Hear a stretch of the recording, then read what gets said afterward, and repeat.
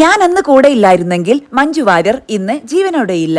Manoj K Jayan. Manju Warrier എന്ന നടിയുടെ കരിയറിലെ എക്കാലത്തെയും ശ്രദ്ധേയ ചിത്രങ്ങളിൽ ഒന്നാണ് സല്ലാപം.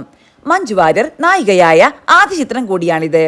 ലോഹിതദാസ് ഒരുക്കിയ ഈ ചിത്രത്തിൽ രാധ എന്ന കഥാപാത്രത്തെയാണ് മഞ്ജു അവതരിപ്പിച്ചത്. തുടക്കക്കാരിയുടെ പതർച്ചകളില്ലാതെ രാധ എന്ന കഥാപാത്രത്തെ മഞ്ജു മനോഹരമാക്കി. മികച്ച നടിക്കുള്ള ഫിലിം ക്രിട്ടിക് അവാർഡും ഈ ചിത്രത്തിലൂടെ മഞ്ജുവിനെ തേടിയെത്തി. മഞ്ജുവിന്റെ അഭിനയം അതിന്റെ മൂർധന്യത്തിലെത്തിയ ഒരു നിമിഷം കൂടിയുണ്ട് സല്ലാപവുമായി ബന്ധപ്പെട്ട് പറയാൻ. പ്രണയം നഷ്ടമായ രാധ റെയിൽ പാളത്തിലൂടെ നടന്ന് ട്രെയിനിന് മുന്നിൽ ചാടാൻ നോക്കുന്ന ഒരു സീനുണ്ട് ചിത്രത്തിൽ.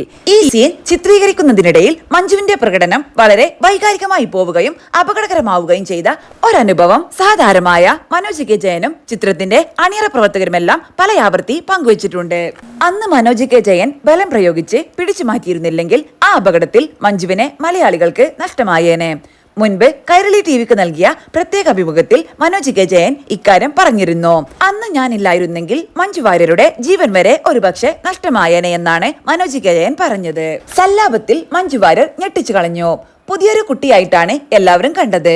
കോമ്പിനേഷൻ സീനിൽ വന്നപ്പോൾ തന്നെ എനിക്ക് മനസ്സിലായി ഇവൾ ഇവിടെയൊന്നും നിൽക്കില്ലെന്ന്.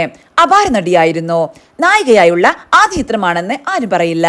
അത്രയ്ക്കും അസാധ്യമായ പെർഫോമൻസ് ആയിരുന്നു മഞ്ജു കാഴ്ചവെച്ചത്. സല്ലാപത്തിലെ അവസാന സീനിൽ ഞാനില്ലായിരുന്നെങ്കിൽ മഞ്ജു വാര്യർ ഇന്ന് ഉണ്ടാകുമായിരുന്നില്ല. മഞ്ജു വാര്യർ തന്നെ ഇക്കാര്യം എഴുതിയിട്ടുണ്ട്. എനിക്ക് തന്നെ അവരെ പിടിച്ചിട്ട് കിട്ടുന്നില്ല. എന്റെ ഒരു ആരോഗ്യത്തിന്റെ മുകളിലേക്ക് വരെ പോയി. ആ കഥാപാത്രം മഞ്ജുവിലേക്ക് ഒരു ബാധയായിട്ട് കൂടിയതാവാനാണ് സാധ്യത. 24 ദിവസത്തെ ഷൂട്ടിന് ശേഷമാണ് ഈ സീൻ എടുക്കുന്നത്. ആത്മഹത്യ എന്നുള്ളത് ഒറിജിനൽ ആക്കാൻ പറ്റില്ലല്ലോ. എന്നാൽ മഞ്ജു വന്നപ്പോൾ കാര്യം കൈവിട്ടു. എന്റെ കയ്യിൽ നിന്നും ചെറുതായി ഒന്ന് വഴുതി പോയിരുന്നെങ്കിൽ അപ്പോൾ ട്രെയിനിനടിയിൽ പോയേനെ. ഞാൻ വിട്ടാൽ അവിടെ നിൽക്കണം, അതാണ് വേണ്ടത്. പക്ഷേ ഞാൻ വിട്ടാൽ കാര്യം പോക്കാണ്. അത്രയും ബലമായാണ് പിടിച്ചുകൊണ്ടിരിക്കുന്നത്. ട്രെയിനിനെ വളരെ അടുത്ത് നിന്നാണ് ഷൂട്ട് ചെയ്യുന്നത്.